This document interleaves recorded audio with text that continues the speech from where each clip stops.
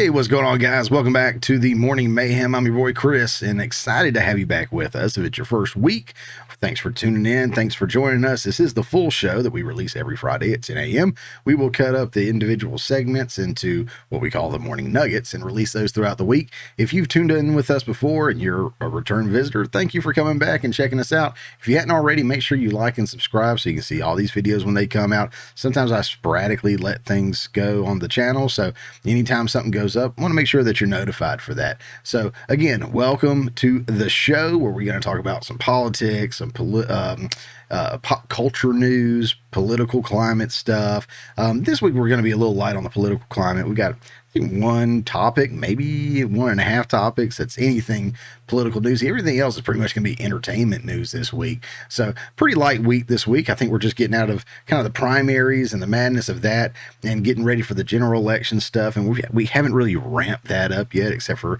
some stuff in the news media that we're going to talk about in one of the segments. But other than that, nothing really super exciting yet, so we get a little bit of a light week this week. In fact, this week, first, I've got some more Jimmy Kimmel stuff, because apparently that does really good. Every time I look at my views, the most viewed videos that I have are my 2 Jimmy Kimmel views, where some of my videos are looking in the 20s or the teens or whatnot.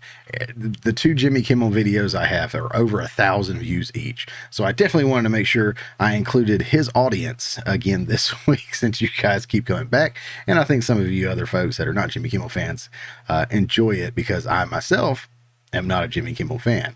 So we can have fun together. And if you are a Jimmy Kimmel fan, no hate at all. You can leave the hate in the comments if you want to for me. That's fine. It warms my cold, tired heart. But you know what?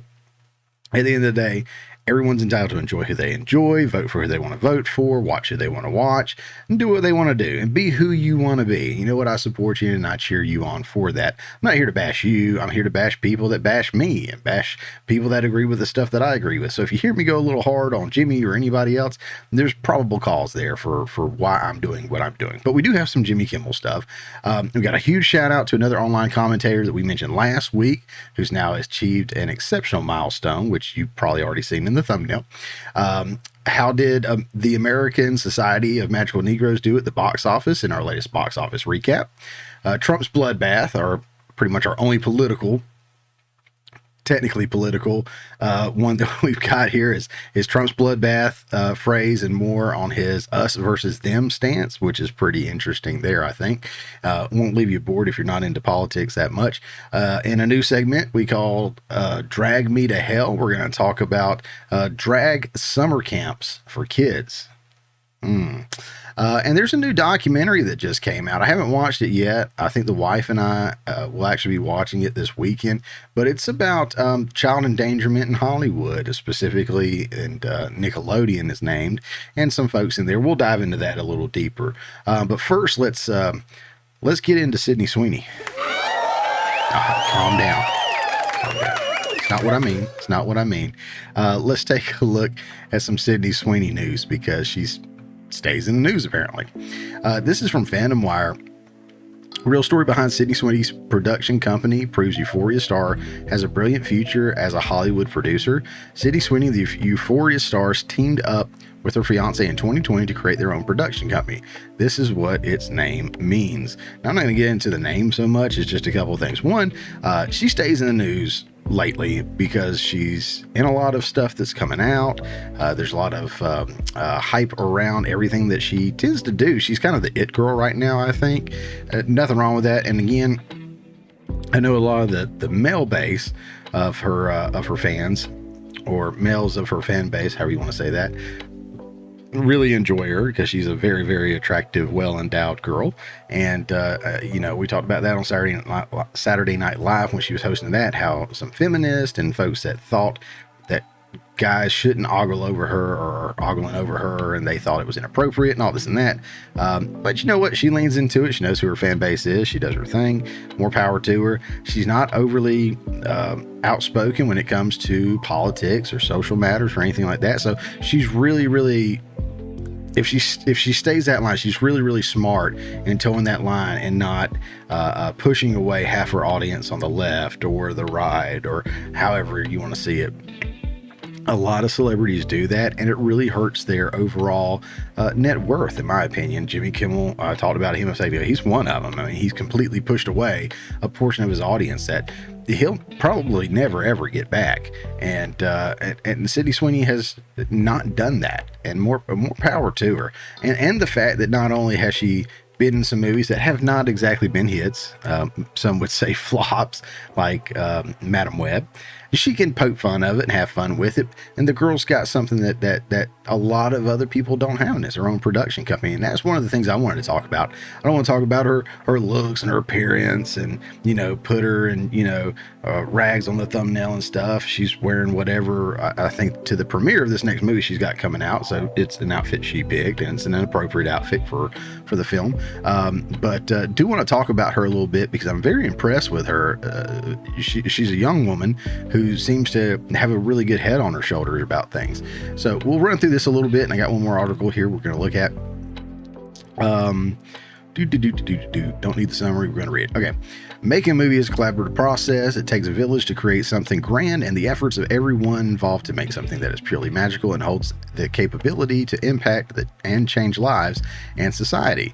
Therefore, Euphoria star Sydney Sweeney in ensuring the integrity stays in place with her production company as well, and thus she's naming it appropriately as 50/50 Films. Here's how she can change the game.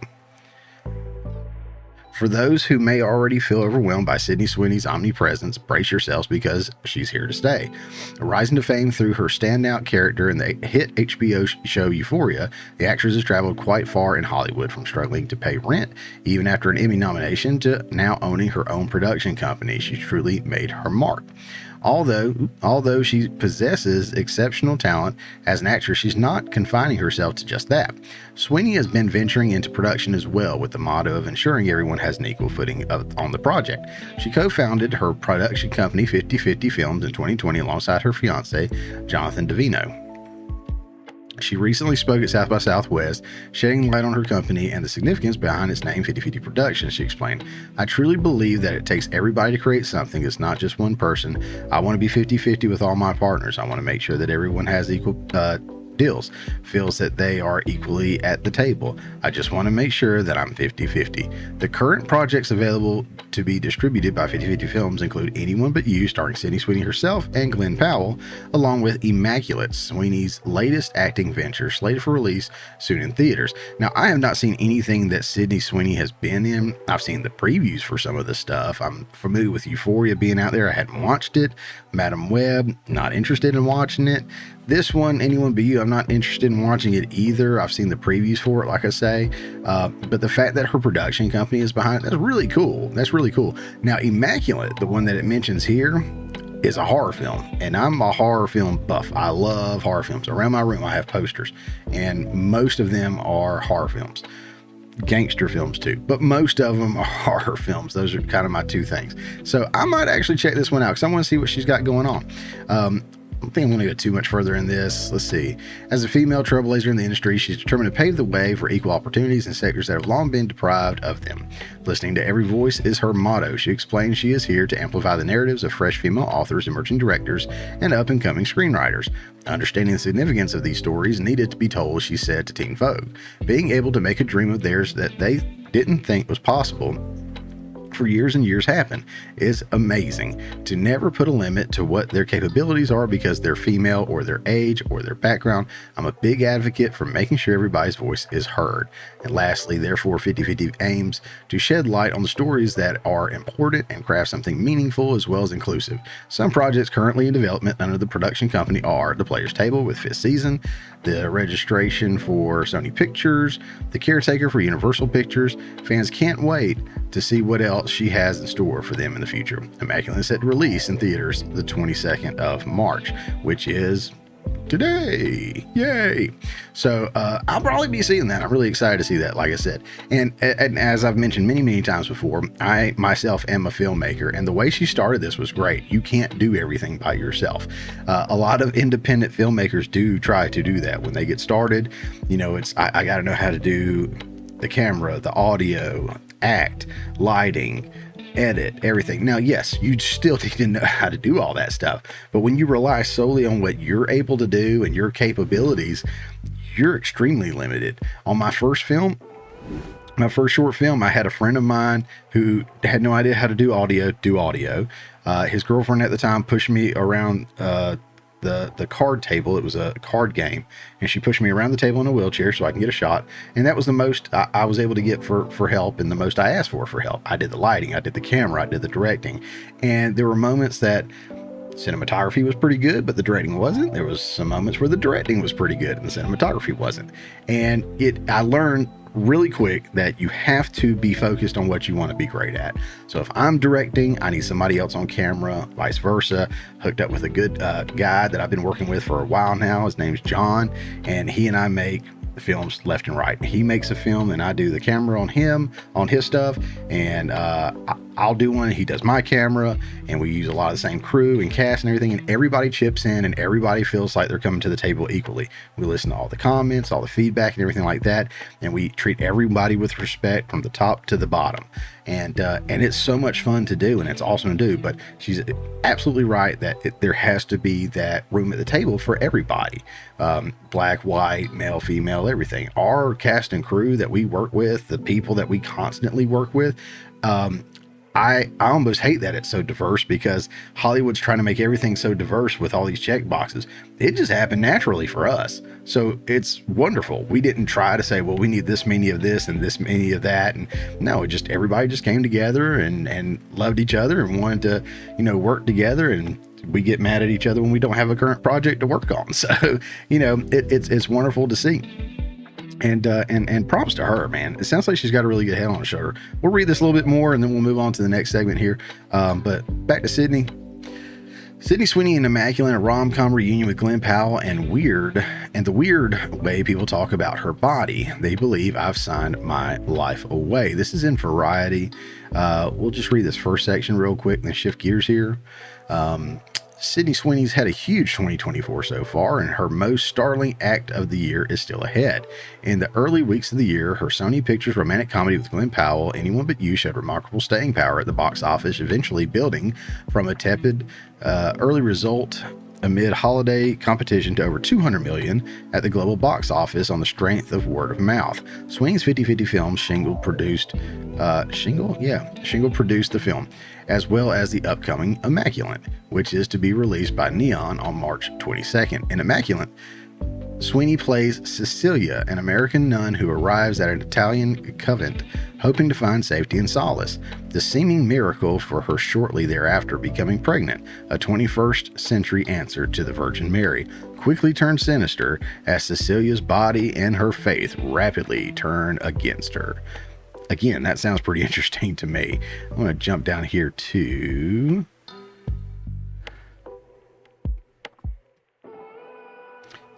And I haven't seen this dude in anything except for Top Gun. When I realized, hey, that's the dude from the new Top Gun movie, I was like, it might be worth seeing them in a movie. I don't know. Let's see. Here we go. If we could switch gears, I want to address the extent of your producing efforts. I feel like the extent of your producing and that of some of your peers is pretty novel. Do you think you get more opportunities than stars of past eras, or are they opportunities you're willing into being? You're willing into being. Yes, she is willing it into being. Gotcha, I had to read it again. Sorry. As a female, I feel like I have to create the opportunities for myself. I find the way we have to prove ourselves over and over again and still not get recognition. I have to build and create the projects that I want to be part of. First time I read that, I was like, is it that difficult for a female? But then she goes on and she explains a little bit more. And I was like, I can see it this way for sure. Do you feel like you're still pushing up that hill for recognition even now? Always. Do you think that a man with something like your resume would get more recognition? This was where she kind of clarifies it, and it works for me. There's way more actresses in the pool in this industry than there are actors. So you have a higher rate of competition. Right there, that makes sense to me, especially if you have young, beautiful, talented actresses, that eye candy kind of thing. No offense to her or anybody else. I mean, but that's, sex sells, and you put attractive people in front of the camera. That's always something that was told to me a long time ago. You put good looking people in front of the camera, not so good looking people behind the camera. I've tried to stick to that as much as possible, except for now. Sorry. But we will proceed. There's way more actors in the pool in the industry than there are actors, so you have to have a higher rate of competition. But as a male, it's much easier to do one movie that was really well, and then you can get offered any film that you want. And me, I'm still getting "Can she act?" accusations.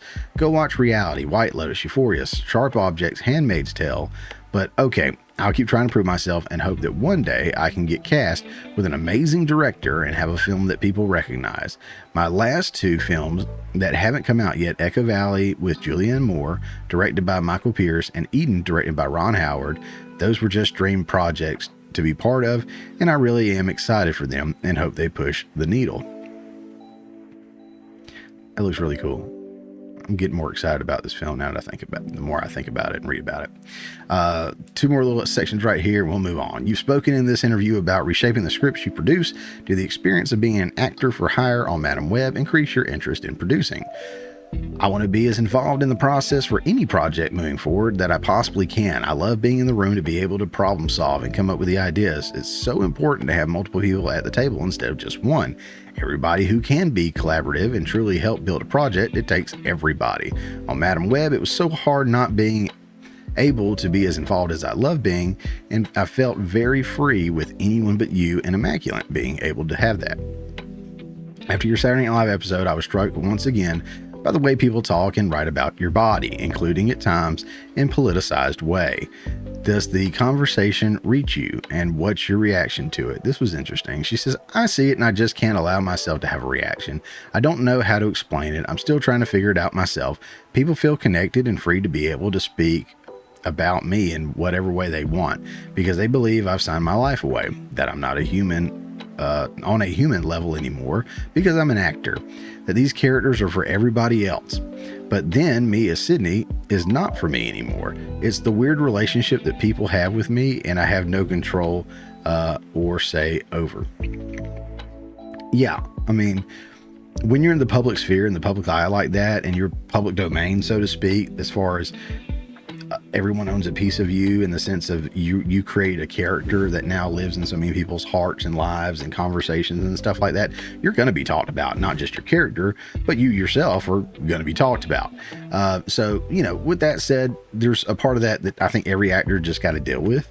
But at the same time, her body, especially, and her appearance, like, I mean, so many others before her, has definitely been a huge topic of conversation. Again, when you look at my thumbnails, I try not to over sexualize her, but when I put her up there, she's kind of sexualized in her pictures. One, I mean, again, you try to put nice images out there, but two, that's what she does. That's how she dresses. She puts it out there. She knows who her audience is and she plays into that. So, you know, for people to feel like someone's taking advantage of her, yeah, they might be a little bit, as far like the producers and directors always want her. I think I read one time they want her to do more and more nude scenes and try to talk her into more and more nude scenes in Euphoria or whatever. I guess it was just Euphoria. I can't remember. Again, I'm sorry. I don't keep up with her stuff, but they were like trying to talk her into it and said it would make her try to put a guilt trip on her if she didn't do it. And I think people in all these other, seems to be HBO, Game of Thrones, and some other stuff, like they keep pushing that on them too, or kept pushing it on them at the time, and said, well, the audience wants it. The audience wants it. You know what? If it serves the film or it serves the show or whatever, I know people that'll sign up for that all day long if it has a purpose. If it doesn't, and it's just for people to ogle over her. And I think I keep using that word and going to beat it into the ground. But, you know, I get it. She's a beautiful, young, successful woman, and people are going to talk about her body. I do try to be as respectful as I can. You know, I'll call out that she's an attractive girl. I don't think there's a lot of people that will disagree with me on that. So, you know, I don't think I'm hitting new territory here or anything like that. But, you know, I absolutely, I want to be respectful for her and her family and everything like that. So much love to you, Sydney. I mean, you've got a good head on your shoulder. It seems like you're doing big things. So let's see what Immaculate looks like. I may do a review on that once I see it. And let's see what the future holds for this young woman. Really, really excited about that. Next segment, we're going to actually get into a little bit of politics. We're going to talk about Trump some. This is the Trump's bloodbath thing that you may or may not have seen this past weekend just really blew up. And there's, the memes out there, like all the networks saying bloodbath, bloodbath, and I'll show some stuff there. But this is, when I say this is a political portion of it, it is and it isn't. If you are on the right, some of what I'm going to tell you should infuriate you. If you are on the left, what I say should also infuriate you, because the story isn't so much about Trump, even though there's some about Trump. Don't get me wrong. The story isn't totally about Trump. I'll say totally. How about that? But a huge portion of it is about the mainstream media and how they are twisting and misrepresenting things. We're going to dive into that into it in just a minute. But keep that in mind. If the mainstream media is quite obviously being dishonest to you, how trustworthy are they overall?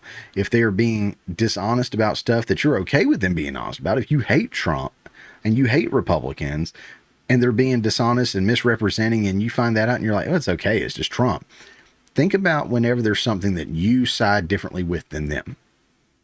What makes you think they're going to be honest about it at that point? Do you think it's just a Trump thing, or do you think they overall are dishonest and misleading? I would venture to say this happens more often than we know, but there's sometimes, like we're going to see here, that it's pretty blatant and it's right there in our face. Let's get into it with New York Post here. This one is from Piers Morgan. It says the only bloodbath in America right now is the bowels of liberal hypocrisy splattered all over social media. And we've got a couple of clips and stuff we're going to look at too. But going into this article here, I'm not going to play the video, but you can see in the background right here, there's these, hey, that bar stays in the way. But you see all these headlines, bloodbath, bloodbath, bloodbath. I've got a better image that we're going to show in a minute. But yeah, you probably saw bloodbath mentioned all over the place. It says, when Donald Trump became president, he quickly developed a favorite morning hobby. I wake up early, he revealed to me in a few months into his tenure, and if I don't like what I see about myself on the TV screens in my bedroom, I pull out my phone in bed and tweet something that makes them all change to breaking news, and a completely different story based on my tweet. Then he burst out laughing. I did too. And I did too. There was something genuinely hilarious about the most powerful man on earth being able to manipulate the media so easily with just a casual flick of his fingers. And you know he's done this. It's always the news, which of course now it's Truth Social. He's truthing or whatever, truth bomb. I don't know what they're called. Not tweets anymore. He's not doing the Twitter thing. It says, but as a journalist, I also found it very dispiriting that the media were so willing to be manipulated in this way. Of course, we know why. Ratings. The formula was very simple for both TV networks and newspapers. Take a Trump tweet, massively exaggerate whatever he was saying, and boom, watch those ratings fly. This went on for 4 years and became an increasingly ludicrous game that suited both parties. Trump got his message out, and the liberal partisan media got to gorge on how terrible he was for both the message and the way he conveyed it. Meanwhile, Trump supporters lapped up his media bashing, as did liberal viewers addicted to consuming 24/7 Trump-bashing cable news. But none of this self-serving nonsense served the national interest of the United States of America or most Americans. And I genuinely hoped liberal media and politicians had learned their lessons from the Trump presidency and would deal with him differently this time around, now that he's won the GOP presidential nomination again.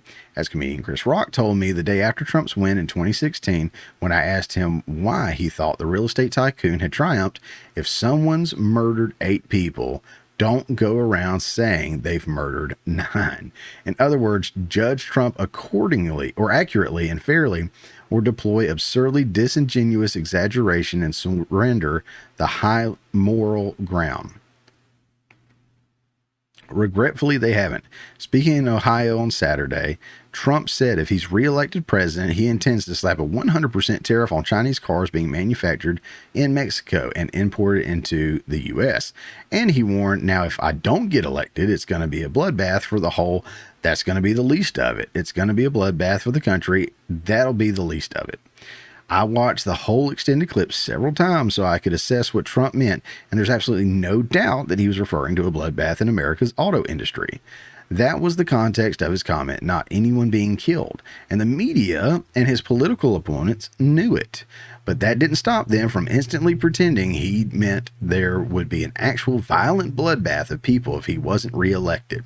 The Biden-Harris campaign issued a statement branding Trump a loser who gets beat by over 7 million votes, and then instead of appealing to a wider mainstream audience, doubles down on his threats of political violence. He wants another January 6th, but the American people are going to give him another electoral defeat this November because they continue to reject his extremism, his affection for violence, and his thirst for revenge.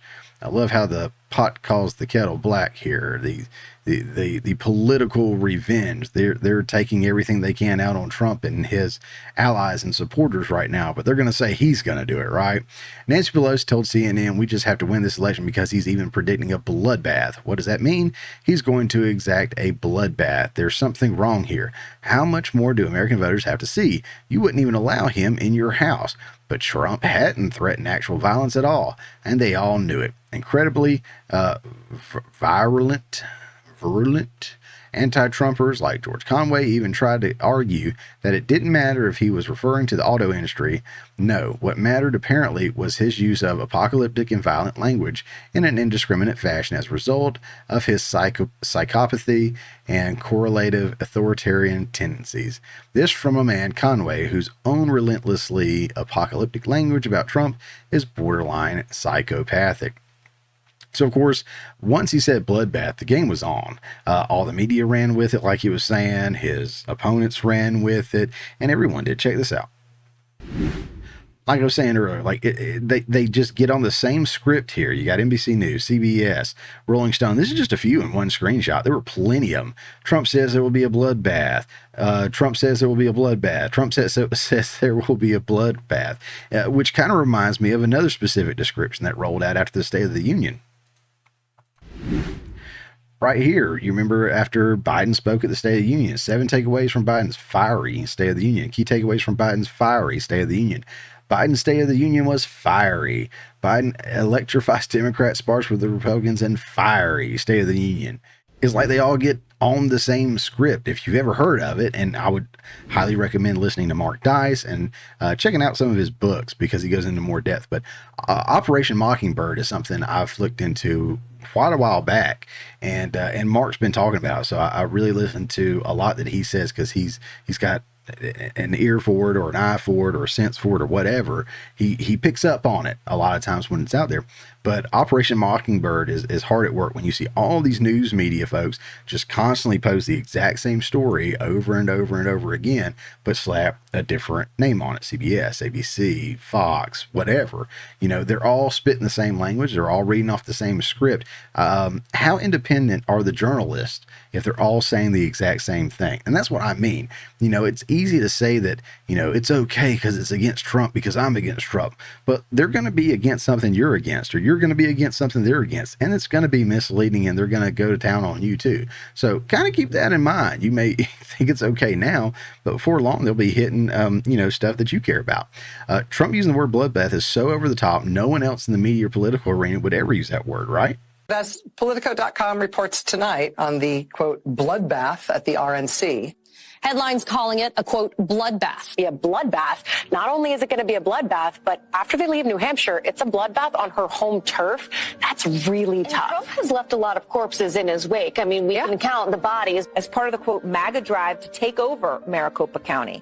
And the headline refers to it as an impending bloodbath. Columnist Charles Blow has a new piece for the New York Times entitled A Biden Bloodbath. 2018 midterms, you can bet that they 100% are fearing a slaughter. In fact, the word bloodbath and massacre come up frequently. The Republican Party will be destroyed. It's going to be a bloodbath. There's going to be a bloodbath one way or the other. Bloodbath for Bernie Sanders. It's been a bloodbath. They're shaping up to be a bloodbath. Head off a bloodbath in next year's crucial midterm. Off-year elections are often a bloodbath. Yeah, they've been saying bloodbath for the longest time, just like fight like hell. If you remember, they went after Trump saying fight like hell was a call to action for January 6th.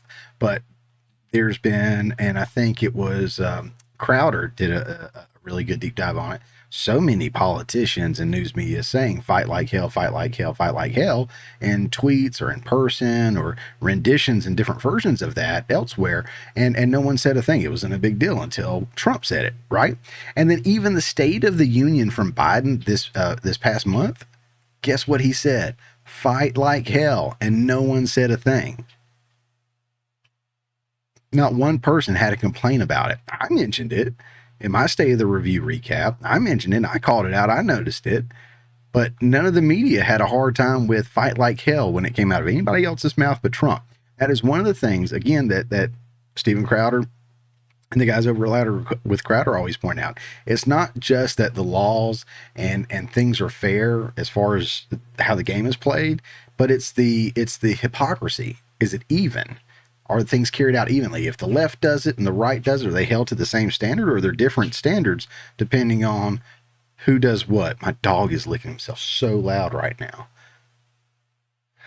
I don't know if the mic's picking it up, but there's nothing going on with this other hand. All right, let's check out another video. If I get elected, now if I don't get elected, it's going to be a bloodbath for the whole. That's going to be the least of it. It's going to be a bloodbath for the country. That statement sounds pretty bad. Trump made it during a rally speech in Ohio over the weekend. And if you were to just hear that portion of his statement, you would assume that he was calling for a bloodbath should he fail to get elected in 2024, the general election. Well, the media, unfortunately, with the help of the Democratic Party, has actually done a fine job completely taking Trump's speech at this Ohio rally out of context to make it seem like he said something that he didn't actually say. And the bloodbath narrative that's playing out in the media is not only dishonest. After the full context was made apparent to the Trump critics, they doubled down.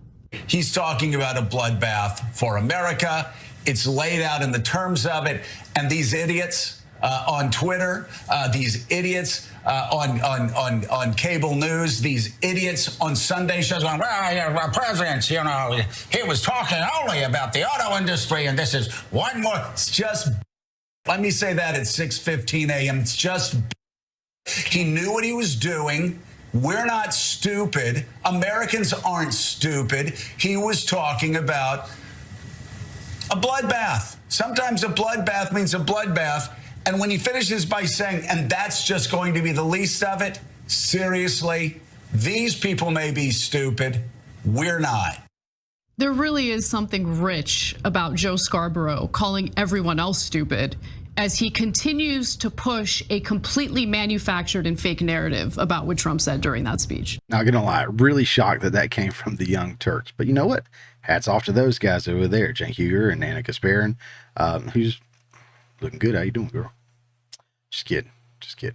But no, it's true. I mean, even people on the left are calling out folks on the left, the media on the left. I mean, it's obvious. It's blatant. It is a lie. It is not a misinterpretation.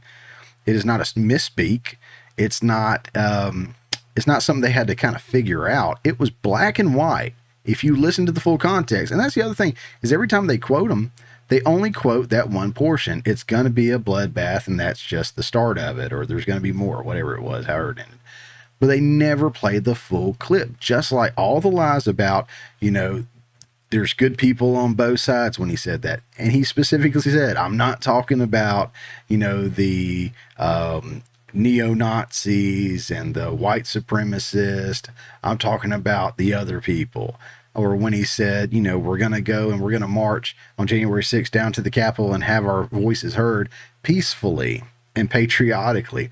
They don't ever play that portion. The news media, the mainstream media is so freaking dishonest that they are more into the shock value and the breaking news. Everything is breaking news, so they can keep you hooked in, locked in, because more and more people are tuning out and watching people like, I won't say me, because there's not a lot of people that watch me yet.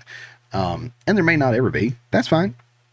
But you go look at people again, like Steven Crowder, The Quartering, Tim Pool, Mark Dice, Don't Walk Run, so many other productions that are out there that are getting tons and tons of views, and their viewership is increasing because it's pretty obvious that we're significantly more honest.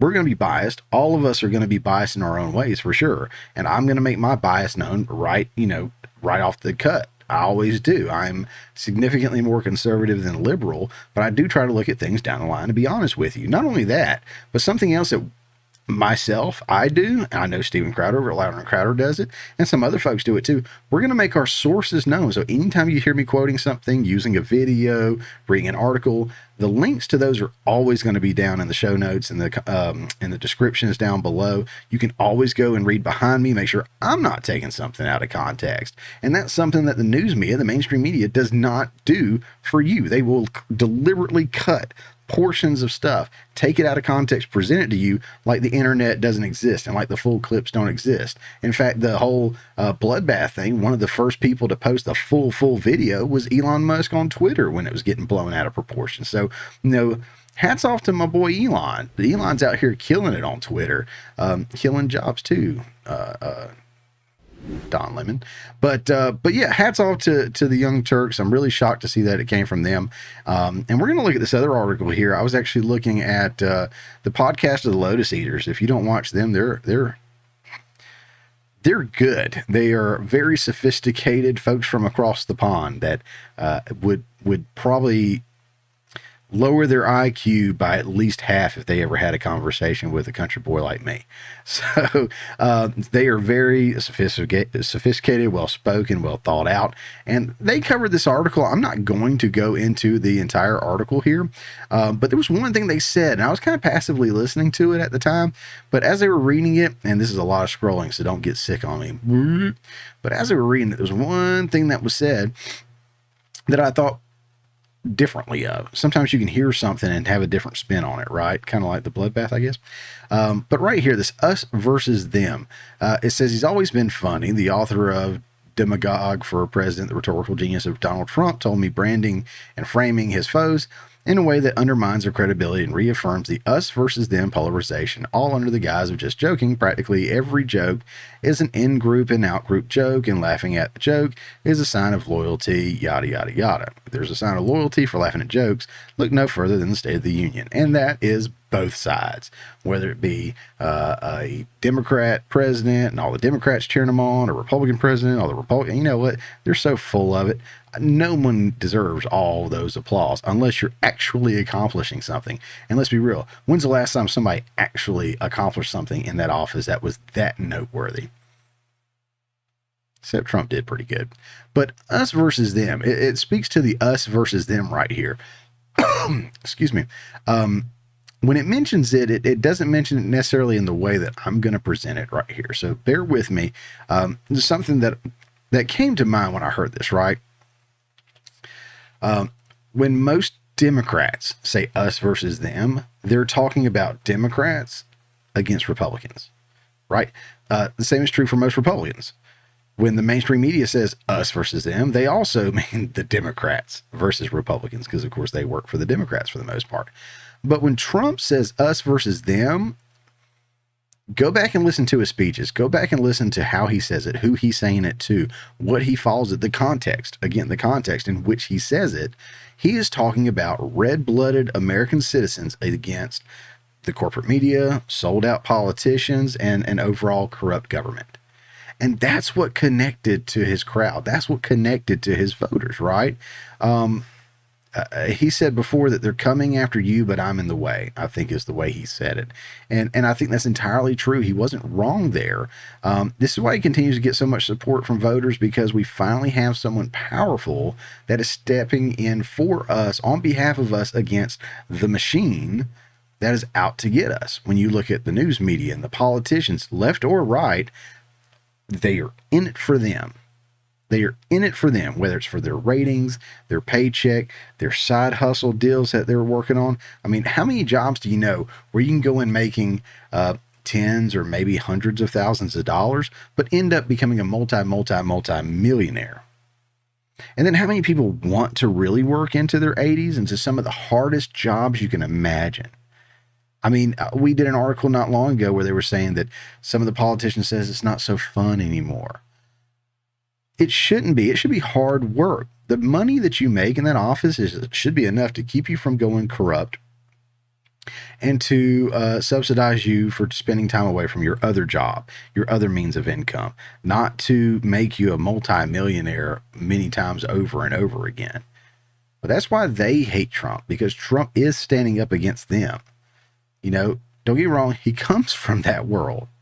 And that's why it's shocking. Dave Chappelle said it. To have somebody come out from the door, from their house, that they, the elites and stuff, all work together in, and come out and say, hey, we're screwing you guys over, and I'm going to end it and help you guys out. We hadn't heard that before, and we haven't heard that since. So in 2024, he's going to be on the ballot again against Biden, and the media is hard at work right now, making sure that the media, not only that, but the Biden administration, the other politicians, the court systems, everybody is out against him to keep him out of there. Ask yourself, why are they fighting so hard against Trump? Is it because he's such an evil dictator that did such awful things? Or is it because he's coming in there like Tyson, getting in the ring to fight them? Not us, them. That's why they don't want him there. That's why they want to keep him out. Because when he steps in the ring, they're screwed. And they know that because they screwed up last time bad enough that he's going to come back and get him even worse this time. He tried to clear the swamp or drain the swamp, whatever it was. And he did a pretty good job. But there's still some crocodiles, some gators, and snakes up in there. So I'm hoping he can get back in there and knock it out again. That's just my hopes. What about you? All right, this next segment we're going to get to, this is a new segment. We haven't done it before. It's called Hollyweird, and we'll get into that right now.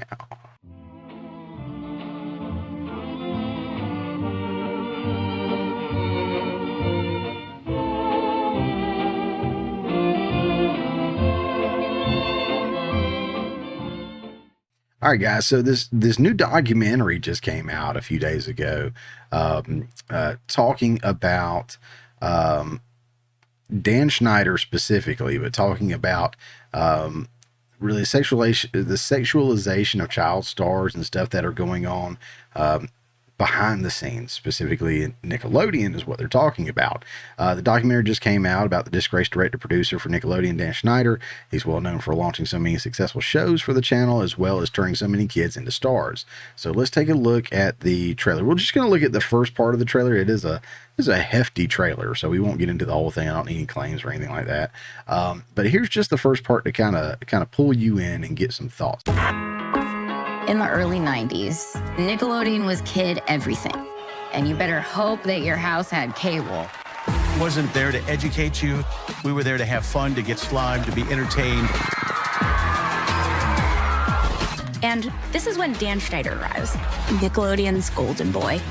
He created these shows that were hugely successful for them. No one had ever really done sketch comedy starring kids for kids.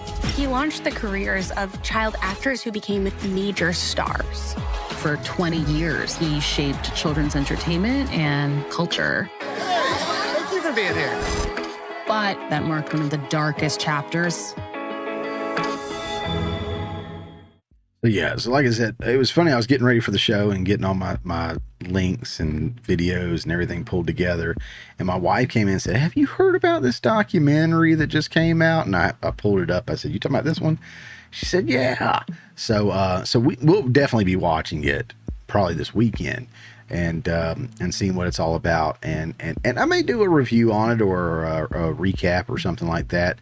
It is a very, very sad thought about the stuff that happens. You hear about Corey Feldman and Corey Haim. Corey Haim, of course, has passed away, but the accusations that were made to like Charlie Sheen for taking advantage of Corey Haim and possibly not the only one, and things that happen to so many child actors in the industry.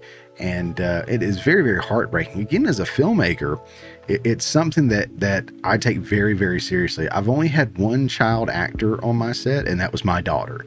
She did not get out of my sight the whole time that she was on set. And there was two women I specifically made sure stayed close to her the whole time. So if I ever had to take my eyes off and direct a scene while she's behind me, she was right there in the room, not off in some other room somewhere else. She was right there. And again, we're a small little group of folks. I'm not really worried about us at this point, you know, until we get bigger and everything like that. But at the same time, I have to create that habit, at least in me. I can't let her out of my sight. I don't want anything bad to ever happen to her. And very, very fortunate, again, my buddy John that I work with, every other person, especially the guys that I've talked to that I work with, we don't put up with that stuff. If you touch a kid, that's it for you. So this isn't a claim that anything will happen if somebody does that on our sets. But it very well may. So, you know, we take that very, very, very, very seriously. And it just, this is one thing that really just, you know, pisses me off. That somebody could hurt a child, something as innocent as a child.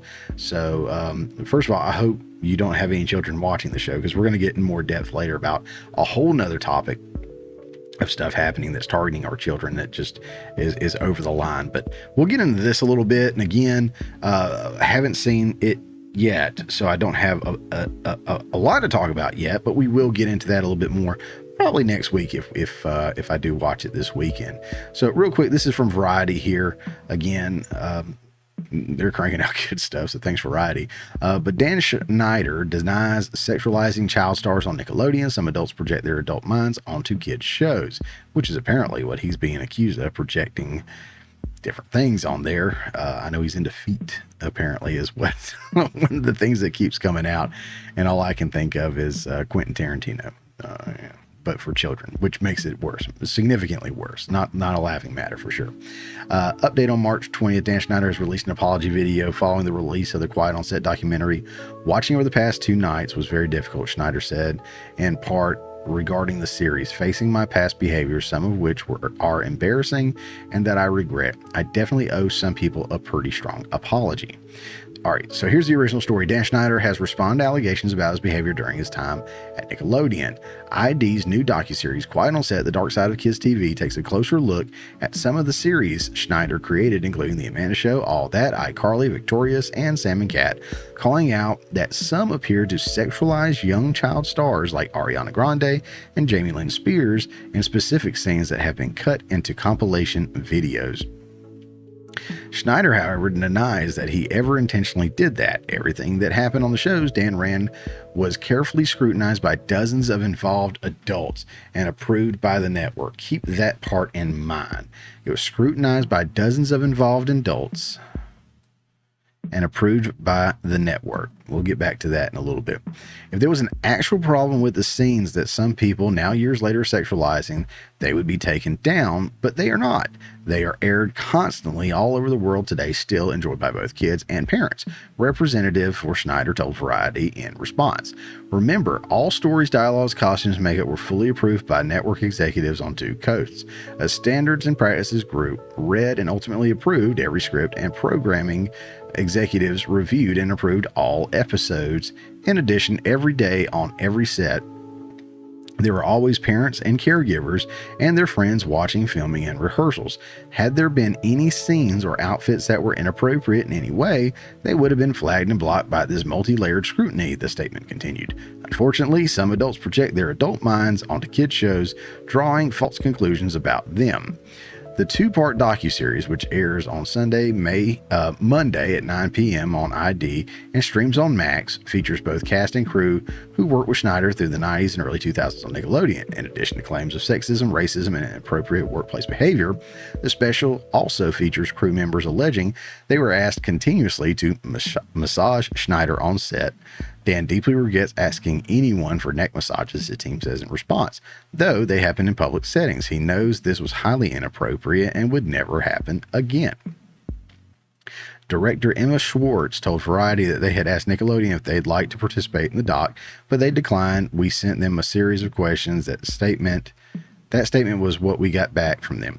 We certainly reached out to lots of people who had been in and around Nickelodeon, and we tried to learn as much as we could, she said. Though we cannot corroborate or negate allegations or of behaviors from productions decades ago, Nickelodeon, as a matter of policy, investigates all formal complaints as part of our commitment to fostering safe and professional workplace environment free from harassment, or other kinds of inappropriate conduct. Spokesperson for the network told Variety, our highest priorities are the well-being and best interest not just of our employees, cast, and crew, but of all children, and we have adopted numerous safeguards over the years to help ensure we are all living up to our high standards and the expectations of our audience. So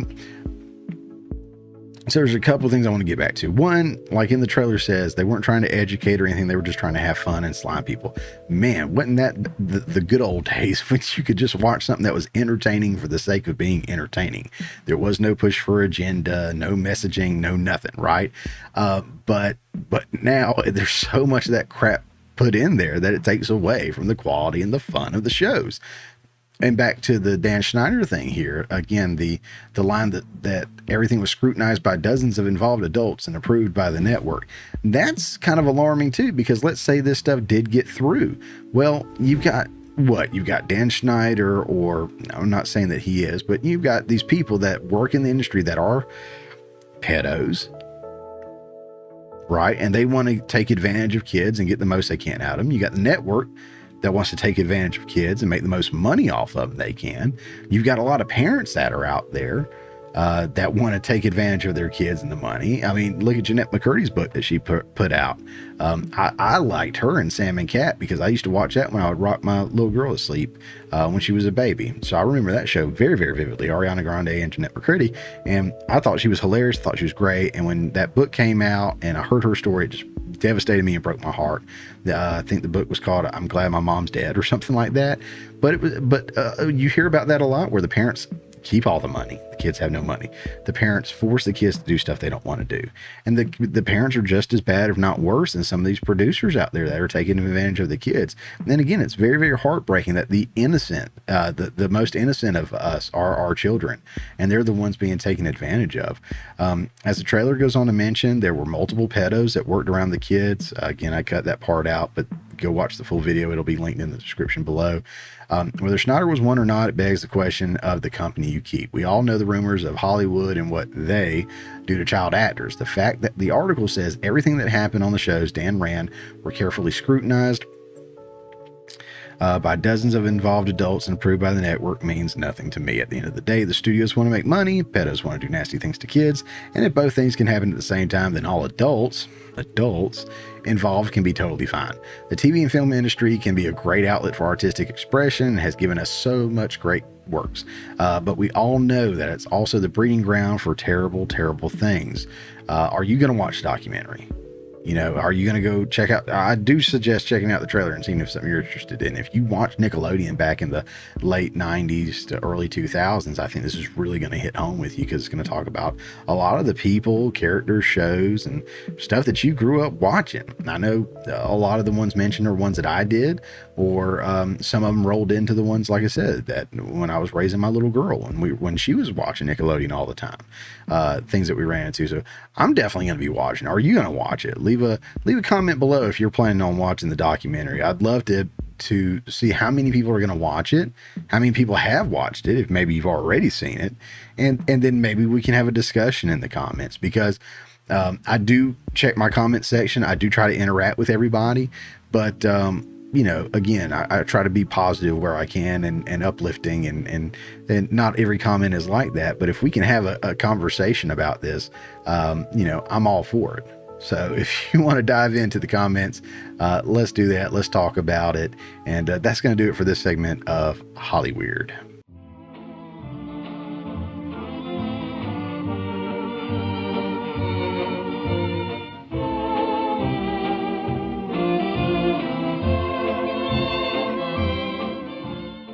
All right, friends, before we roll on, I want to talk to you again about Coffee Brand Coffee. It's a fantastic company that I work with. I've got an affiliate link down in the description below. Discount code Mayhem gets you 5% off, as you can see here. I've got some coffee there, been drinking it every morning, love it. With Coffee Brand Coffee, they serve people who are sick of the gimmicky companies who offer marketing in place of truly great, fresh coffee, right? The fulfillment and roasting facilities are located right here in the United States. Each purchase is hand roasted to order. That means they wait until you order it before they actually hand roast it. They fire up the roasters and kick it out. Lastly, it's just delicious. Okay, for the best coffee, tea, or cocoa online, go to visit coffeebrandcoffee.com today. Use Mayhem as your discount code for an extra 5% off your entire purchase. And again, a direct link for that will be in the description below. I highly recommend those guys. Great to work with. I've never been unsatisfied. Go check them out. All right, moving on. We're going to talk about one of our absolute favorite topics here on the Morning Mayhem, and that is Jimmy Kimmel. This time he's fantasizing about Trump, which, to be fair, I think he's always fantasizing about Trump in different ways, but we'll get into that a little bit more. So I did a Jimmy Kimmel video 2 weeks ago, and it blew up. Right, I got 100 times more views than my average video, I think. The Jimmy Kimmel supporters came out of the woodworks. It was awesome. So last week I decided, let's do another Jimmy Kimmel segment. It's now surpassed the first one. It's got more views than the first one I did. So of course I had to bring him up again in this week's episode. So I wouldn't want to let his fans down. This week we'll move away from the Oscars and we're going to talk about something a little bit different. Right here in Bounding into Comics, it says Jimmy Kimmel sits down with a group of reformed inmates to fantasize about Donald Trump going to prison. This is for real. So this guy, I want to say Jeremy at the Quartering cover this too, if I'm not mistaken. He had a little different take than what I'm going to have on some of this stuff, but a lot of it's going to be very, very similar, no doubt. But one of the things he was saying is that Trump just lives rent-free in Kimmel's brain, and he thinks he lives rent-free in Trump's, and maybe he does. But Trump definitely lives rent-free in Kimmel's brain. He is completely obsessed with Donald Trump. You can say for all the right reasons or wrong reasons or whatever, but this dude is all about some Trump. I don't think his ratings were ever that great until he was able to talk about Trump. So since Trump was out of office, he either has to bring him up or his ratings suffer. Just like when he was at the Oscars, he had to close out and make sure he got in a Trump mention in there so he could, hey, I got to talk about Trump. It's just eating away at me. And when he was reading it, he was shaking and his voice was stuttering. He was just so excited to finally talk about Trump. It was like this great release, this great, fantastic release. So yeah, so he's a little obsessed with Trump, and yeah, we're gonna look at some stuff here. In this article, good old Jimmy. Gotta love Jimmy, right? Talk show host Jimmy Kimmel has been making headlines after using the Oscar stage as a platform to culminate. I always mess up these words. I'm not a smart man when it comes to the English language. Of course, we have butchered the English language. Let's just be real. It is not what the folks that like the podcast of the Lotus Eaters are saying. They use awesome language, words, dictations. I mean, just awesome. Can't half understand anything we say, especially us Southern folks. We kind of go in and destroy. Not as much as people from Boston. You guys, I have no idea what you're saying. None. Not a clue. Thank God for closed captioning. I would have no idea what you guys are saying. Love you, but I have no idea what's going on there. All right, anyways, talk show host Jimmy Kimmel has been making headlines after using the Oscar stage as a platform to Donald Trump. More recently, the unfunny comedian sat down with reformed, good on you guys, that's great. Comedian sat down with reformed inmates to know what the former president should expect where he be sent to prison, which I don't think that's going to happen. On the night of the Academy Awards, Trump shared a post wherein former president reviewed Kimmy's performance as Oscar host, rhetorically inquiring, has there ever been a worse host? Yada, yada, yada. We read that the other week. And he talked about replacing him with, who do you say replace him with? George Slopinopoulos. I gotta love Trump. So anyways, so he closed out with, "I'm surprised you're still up. Isn't it past your jail time?" That's what Kimmel said. And somebody in my comments in that last video said that was a great line, and it's outperforming MAGA. That's not outperforming MAGA in any way, shape, or form. It was a little punchline at the end of a joke, which is funny because Jimmy Kimmel was the punchline at the end of that entire setup, but you know, more power to him. Kimmel would circle back to this particular moment on his eponymously. God, I need to get educated. His eponymously named Jimmy Kimmel Live late night show, declaring the other night at the Oscars, "I asked Trump why was still up. I said, isn't it past your jail time?" It's like somebody telling the punchline to a joke over again because other people didn't get it. And while it was a joke, it made me wonder if justice prevails and Trump goes to prison, what his life will be like. So I met with a group of nonviolent former inmates. These are guys that have done real time to ask, what can our former president expect behind bars, and what can he do to prepare himself for prison, he explained. As one of the inmates brought up that Trump would have to deal with Mexicans, blacks, whites, and Asians as opposed to members of the Democrat and Republican Party, Kimmel asserted, "You were talking about these racial divisions in prison. What would Donald Trump, what group would he be in? Is there an orange?"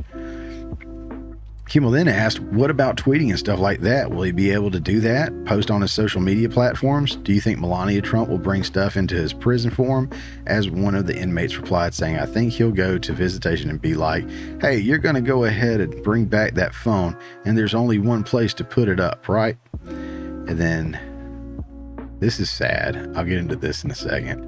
Before wrapping up the segment, Jimmy Kimmel and the group of nonviolent former inmates did some role-playing with action figures of Trump and other random prisoners as he fantasized about what the former president's first day would be like if he was to be in prison, ending with Trump being brutally assaulted in the prison yard.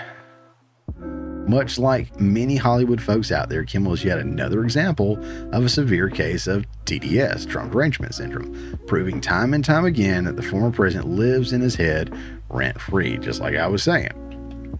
So, I get a lot of people don't like Trump.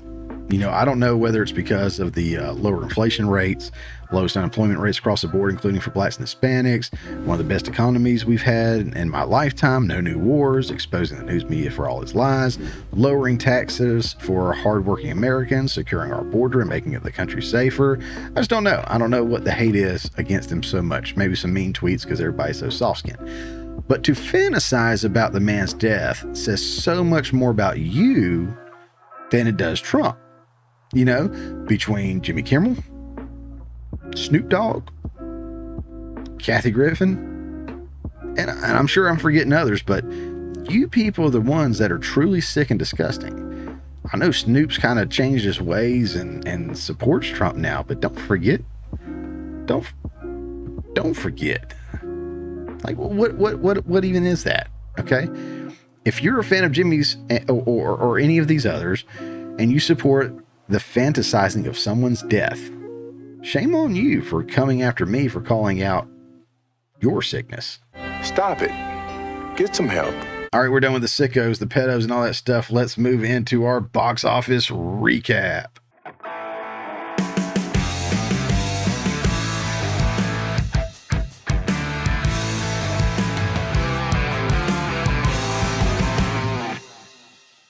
All right, so this week we're going to specifically be looking at the American Society of Magical Negroes. I want to make sure I say the title right. A slip of the tongue there can get a brother canceled. Maybe even saying the title right can get me canceled. I don't know. We'll see what one of the actors says in a minute. But here's a portion of the trailer that's just so good. What's the most dangerous animal on the planet? Shark. White people, when they feel uncomfortable. White people feeling uncomfortable precedes a lot of bad stuff for us. That's why we fight white discomfort every day. That's subtle. Everyone who's seen it has said it It's not funny. It's like a joke that builds and builds and builds, and there's never a punchline, never a payoff. And everything that comes at the end of the joke is just criticisms. It's just messaging, virtue signaling, whatever, more of whatever that was. But let's take a look at, once again, the great bounding into comics. Used a lot of them tonight. The American Society of Magical Negroes review a soulless, race-baiting charisma vacuum of a film.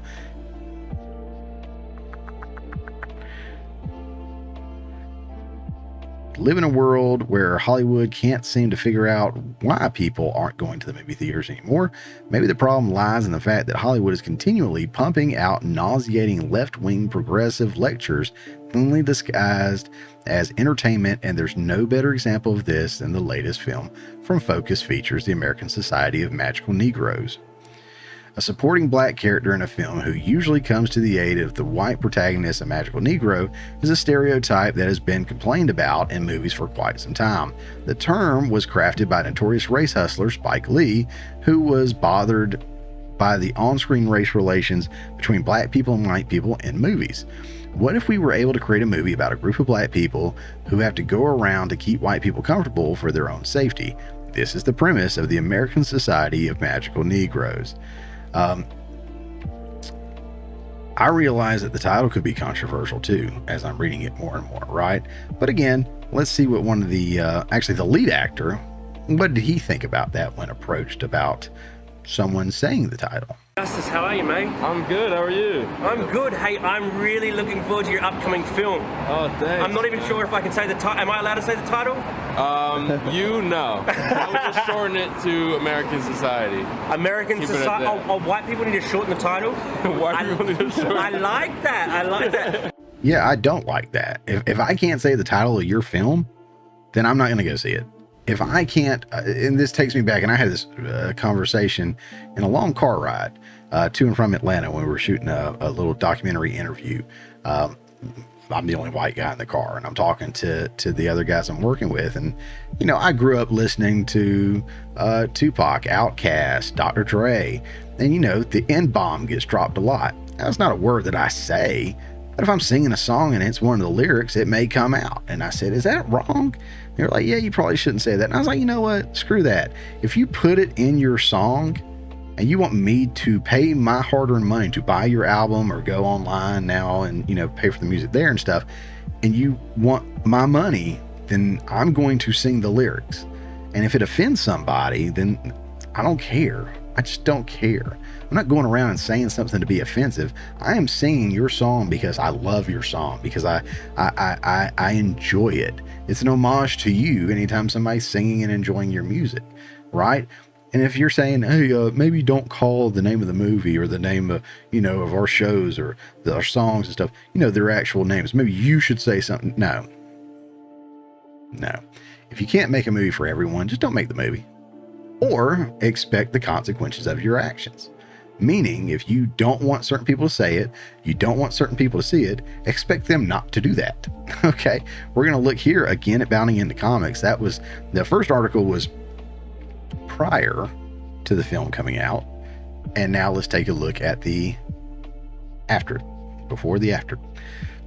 The American Society of Magical Negroes is a financial disaster, barely manages to make $1 million on opening weekend. That's right. The American Society of Magical Negroes, a self-described comedy produced by Focus Features and directed by Kobe Libby, is a massive financial disaster that will likely fail to break even.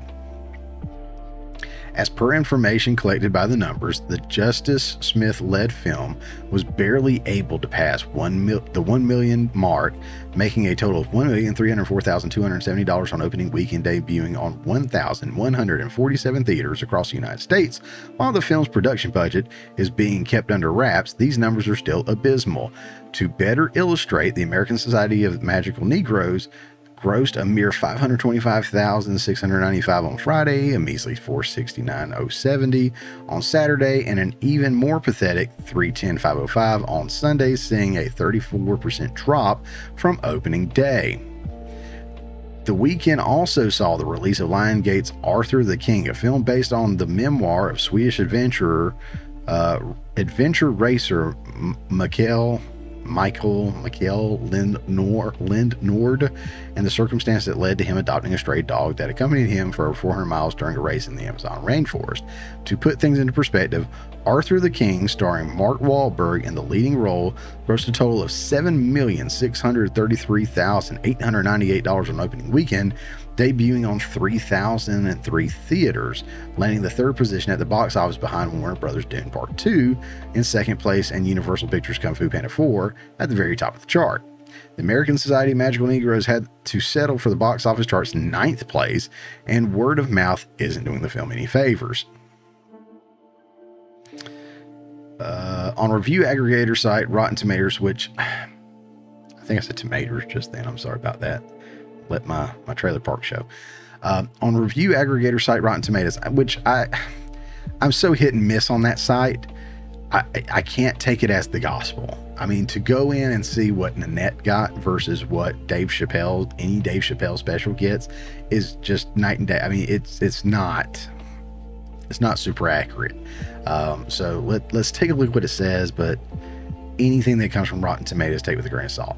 But from Rotten Tomatoes, it says the American Society of Magical Negroes has a critic score of 30% and a 59% audience score. Similarly, the film was met with mixed of average reviews on Metacritic, based on 19 critics' reviews for a disappointing 52, 10, and user score of 0.5 out of 10, based on 43 user ratings for overwhelmingly dislike user score.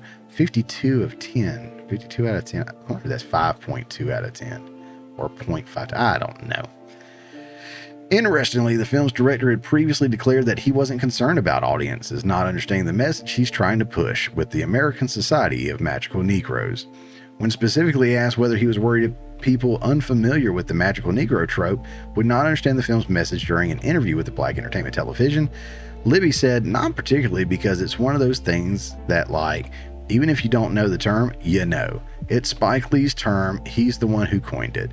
You know that black character that's just there to be nebulously black in the background. They're not really a person, and we all can picture it," he noted. "Beyond the movie, we all know what it's like to feel pushed to the side and have somebody else pushed to the front."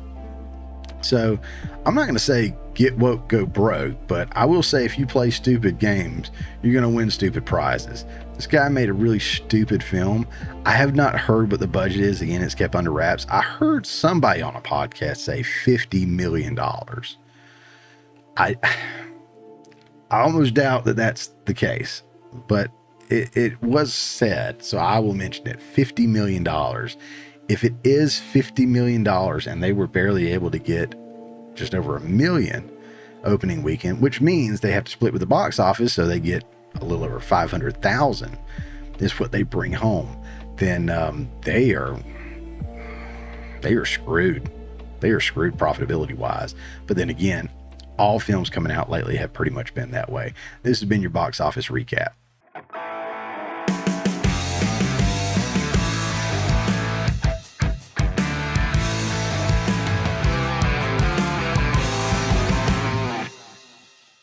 All right, one of our final segments for the day is a new one we haven't done before called Drag Me to Hell.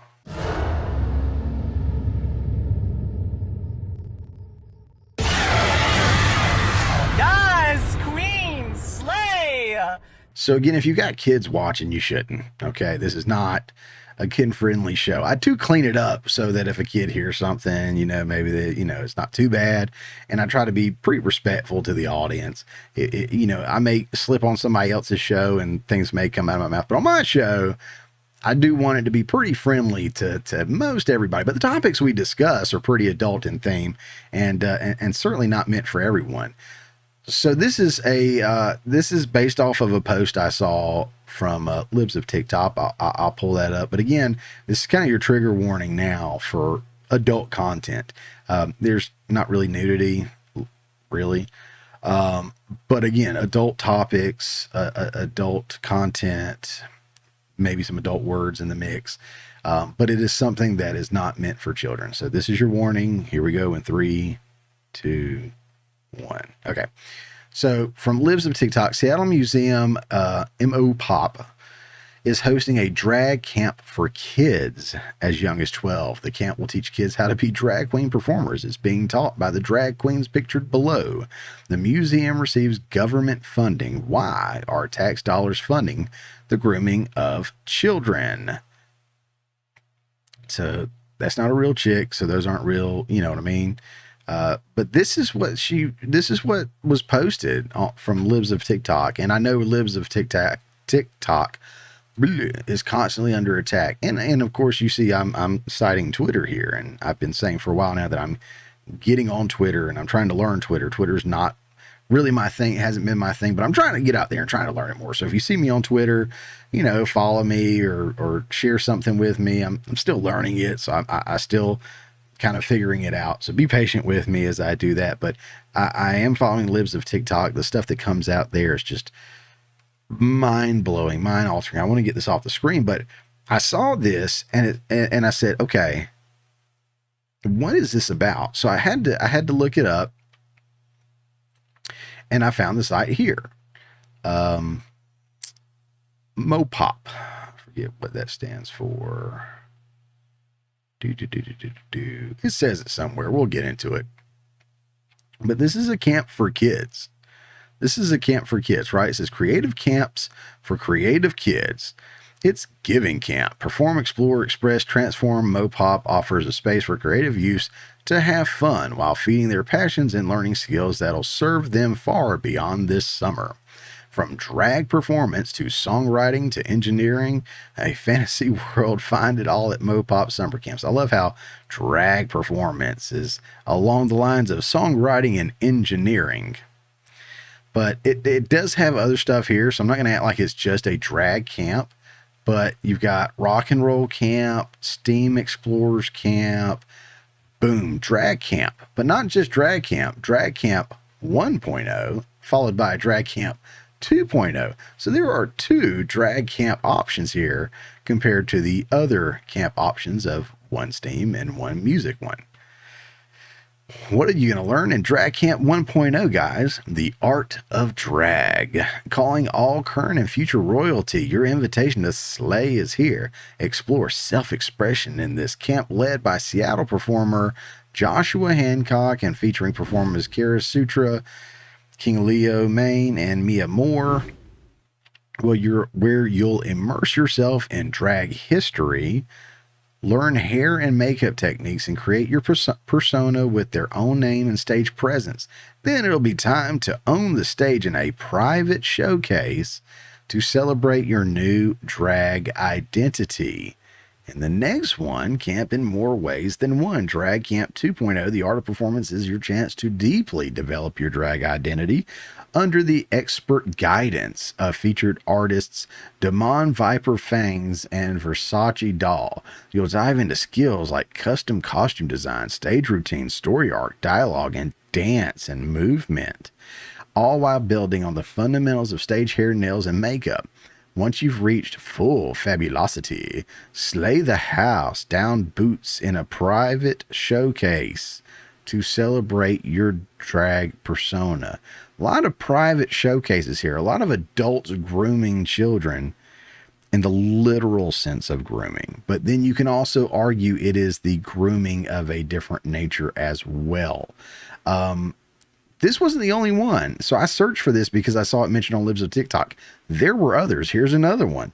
This is Young Actors Theater Camp, Drag Camp, which was, they did it in February and they're doing it again.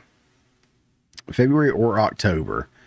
The art of drag is one of the major components to the Young Actors Theater Camp. Our drag mama and instructor, Cassie Christent, will lead the program during our weekend camp, February 23rd through 24th, or October 6th through 8th. There are very limited spots left in this camp. Call to reserve your spot. Weekend Drag Camp in Santa Cruz Mountains. Discover and embody your drag persona. Whether you're a drag queen, king, or non-binary drag artist, everyone is welcome. Sorry. At this specialized camp, you can expect to perfect your lip sync, creating an unforgettable drag persona, learn the basics of costuming, slay your makeup skills, learn how to win over the audience, and so much more. Spots are limited. Whether you're a drag race performance ready or just curious fan, we know that you'll find your people at this mini camp. We welcome all levels of experience and interest. We'll talk our favorite drag moments in history, and we'll create our own unforgettable moments. I'm sure you guys will. This camp will slay. Oh my God. Okay, so we've all heard of like drag story hour or whatever at schools. We're seeing these drag camps that are out there now, right? There's also been drag performances, drag shows, drag parades, whatever it is, that they themselves have actually canceled them once they found out kids could not come. So instead of doing it and allowing the adults come and having a good time, they're like, no, we're not going to do it because the kids can't come. We want to make sure we reach the kids. Why is it so imperative that drag performers reach kids? Why? What is up with that? Would you let your child go to a drag show? Would you be okay with a drag queen coming and reading to your young child in school? I am of the mindset there's a purpose to everything, and they are targeting our children. Okay, whether teaching it with the drag thing or the non-binary LGBTQAI plus stuff or whatever it is, it's not just something that's out there that the kids will find out about and maybe, move toward that way at some point. It is being forced upon them. It is being pushed upon them. Literally everywhere. Schools, I've seen it in some churches, out in the communities. My wife's been to the drag shows. I know plenty of friends that go to drag shows, and I think that's fine for adults to go and do adult stuff. And drag shows are meant to be more adulty, campy kind of things and fun, silly. That's fine. If you ever see me at a drag show, either know that I've had one too many, or maybe I know somebody, or I don't know. I can't imagine ever going to one. But I guarantee you this, if you ever see me at one, you will not see me at one if there are children there. I will not have my child there. I will not go if there are children there. Of course, I don't think I would ever go to begin with, but I'm just saying, how irresponsible is it to have children at adult performances, to encourage them to have this kind of stuff? We just talked about Dan Schneider and the other pedos and folks at Nickelodeon. Not that Dan Schneider was a pedo. I'm not saying that he was. I'm just saying it's questionable, some of the behaviors. But there are pedos and all these other folks out there. You got to know that there are pedos in with this group. This is a weird bunch of people that are into weird stuff. And I don't mean that disparagingly to everybody, because I know sometimes it's an art and it's fun and everything to them. But within the LGBTQ community, there are wonderful people. But there are some absolute weirdos in there. Okay, not all of them. But there are weirdos in there. I'm a Christian. There are weirdos that also claim to be Christians. Okay, that go to church. In any classification, there's weirdos. But the kind of sexualization and acts and performances and stuff that comes specifically out of drag shows and this thing is so much more alarming. And you as a parent, or you as a citizen who has children within your communities, should really know this kind of stuff is going on. I was searching again for the one that was featured in the Liv's TikTok post, and I saw that there's a county probably 45 minutes out from me that got shut down that was going to have one that ended up not doing it. And I had no idea. And they were promoting it. They were promoting it to children. So best believe if I see that there's anywhere around me that is promoting children attend a drag show, I will be speaking up. It is inappropriate. I'm sorry.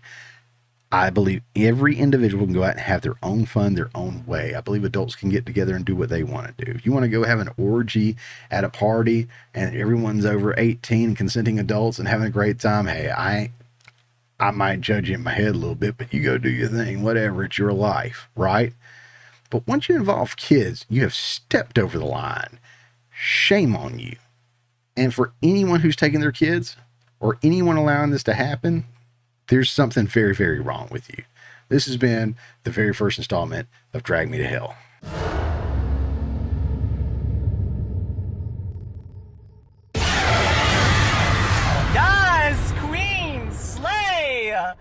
All right, guys, before I close the show out, just want to do a really special shout out. I know he'll probably never see this, but always want to celebrate the wins. Like when I had videos blocked from YouTube because of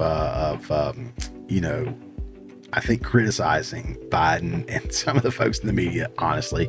But when they unblocked the videos like they were supposed to, like they should have, I celebrated that and acknowledged the victories there. But an independent content creator out there, I spoke about him last week. You had Critical Drinker and you had Nerdrotic on Pierce Morgan's show, and it was great to see. I say the local community, the content creators out here on the web, the nerd creators or the critiquers or commentators or whatever you want to call them. A lot of the same guys that I watch, you probably watch, be it Geeks and Gamers, Nerdrotic, Critical Drinker, Film Thread, Ryan Kennel, The Quartering, whoever, Young Ripa, all these guys I think are very, very close, all in all, as Hill versus Babyface. I'm sorry, I can't believe I forgot you. But, and there's others for sure. But we had one go over 1 million subscribers, and it was funny that we happened to mention Nerdrotic last week. And Nerdrotic went over 1 million subscribers this week. So I have nothing to do with Nerdrotic. Nerdrotic has no idea who I am. But I have been watching for probably 6 going on 7 years now. I've been watching that channel, subscribed to that channel. So it's not a victory for me. I get nothing out of it, but it's a victory for the online commentators. And I want to celebrate that. And I want to acknowledge that. So hats off to Nerdrotic. This is what I saw just the other day, and it just filled me with joy. Hey everyone, Gary here from Nerdrotic.com. I am currently standing in front of the YouTube building, stepped away for work for a few minutes just to thank all of our YouTube subscribers. We hit 1,000 today, and I'm just pleased as punch that happened. I thank you all for taking the time to watch us. We love you guys.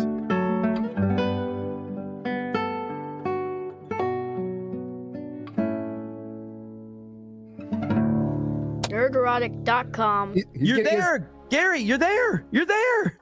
You just hit it? Oh! Holy shit! Yeah. Woo!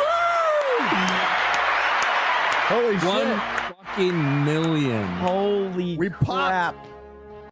So that was exciting to see. That was on Geeks and Gamers live stream. He hit 1 million while on the air. They're doing the live stream. So that was exciting. To see someone so passionate and so dedicated to their craft hit an absolutely huge milestone like that. Again, I remember watching the Critical Drinker celebrate his 1 million subscribers on a live stream. I remember being on there and watching that and just like, wow, one of these guys that I watch, one of these people that are shaping the way people view films and video games and art right now. I mean, Critical Drinker, such an amazing talent. I highly recommend, again, all the guys that I always recommend. I always try to link to them or mention them or whatever, but Critical Drinker's outstanding. Absolutely love listening to that guy. Gary at Nerdrotic, the scripts, what Quarterback Garrett does with him, just other people that are on that crew that work with him, just, man, they do such a great job of conveying their message. A lot better than I do when I'm fumbling over stuff. I can't read anything. You guys hear me. I'm all country bumpkin every few minutes. I'm or stuttering over myself. I sound like Joe Biden half the time. But it's a victory for all of us. Folks that are out there representing real fans, not the modern audience, but real audience. They go out there and they watch these films, they watch these shows, they give their input, and yeah, it's real, it's raw. It's not this manufactured crap that you see that's backed and supported by the studios and stuff. This is not Rotten Tomatoes. It's not Metacritic. It's not, these Disney shills and stuff. These guys will tell you straight up what is and what isn't. And they're far superior in the nerd and geekdom than I am. I'll never be there. It's not my expertise. But as a filmmaker, I absolutely 100% appreciate what they do for film and beyond. Look, if you're not subscribed to his channel, I do highly recommend it. I've got links below to all platforms, YouTube and other ones that he's on. And go check it out if you're into comics, video games, and any other nerd culture. So to Gary at Nerdrotic, congratulations. And to anyone else out there that's watching, that's chasing your dreams, whether you have 0 subscribers, 1,000 subscribers, 1 million subscribers, you are not even on YouTube, but you're doing something else. You know what? I am cheering you on as well. And you know what? Whether it's me or your favorite content creator, if you like what you see people do, definitely subscribe, like, share, comment, and support them. All that stuff takes hardly any effort at all. It's absolutely free to do, and it's a great way to support somebody doing something that you appreciate. And so to Gary again, and the whole team over at Nerdrotic, great job, guys. Super, super thrilled for y'all. All right, so that's going to do it for today's episode. Thanks for tuning in. Again, like I was saying just a second ago, if you like what we do here at the Morning Mayhem, like, subscribe, comment, share, follow, whatever it is on whatever platform, to whatever you feel that we deserve. So if you like what we do, definitely let us know. If you don't like what we do, that's fine. You don't have to like, you don't have to comment, you don't have to do any of that stuff. Look, if you'll do that for the person, as Gary always says, for your favorite content creators, well, I'm sure they would appreciate that too. As a reminder, don't forget, we do our full show on Fridays at 10 a.m. It's a full, close to an hour, give or take, either way, depending on how I feel that day or what the subject matter is like. And we do break those up into the individual segments that we release Monday through Friday on all these various platforms down here. And we call those morning nuggets on YouTube when you see those. But that's it. Again, turn on notifications if you are subscribed, because there's bound to be something random to go out that I hope that you see and catch on to. And again, thank you for being here with us. All our sources are in the descriptions down below. Check those out, and we will see you next week. I hate to dream. Dreaming takes energy. Sleeping is supposed to be a relaxing affair. I lay down on the bed, it feels great. Next thing you know, I have to build a go-kart with my ex-landlord.